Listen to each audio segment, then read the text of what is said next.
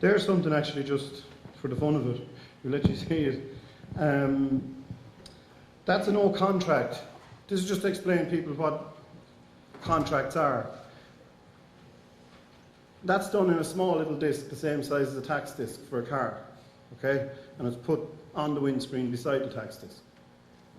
And what that does is, if you park in, let's say, Aldi, Super Quinn, all of these supermarkets nowadays are controlled by a company called NCPS.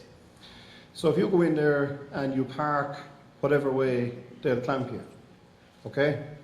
Now, how does that happen? Does that, is everybody here up to speed on how something like this would happen? How do they actually get to put the clamp on your car in the first place? Right, but what gives them the right? Yeah, but how? You see, this is the thing.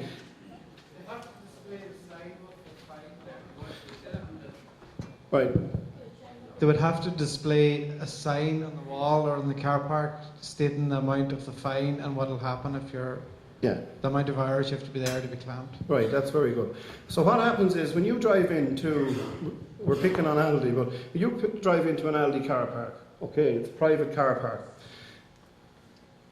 There's a sign on the wall that clearly states that if you do X, Y, and Z, we're going to clamp this car, okay?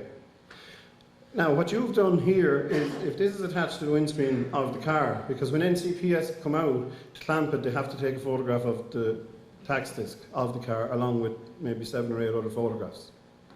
And then they'll clamp your car. Because the contract, without this, the contract is clearly, you've breached the contract because you've agreed with it. So when he comes, if he clamps the car, he has no right here, because this clearly, you've advertised it. This is what stops you from contracting with them. Okay? If you didn't have this, you've accepted that contract.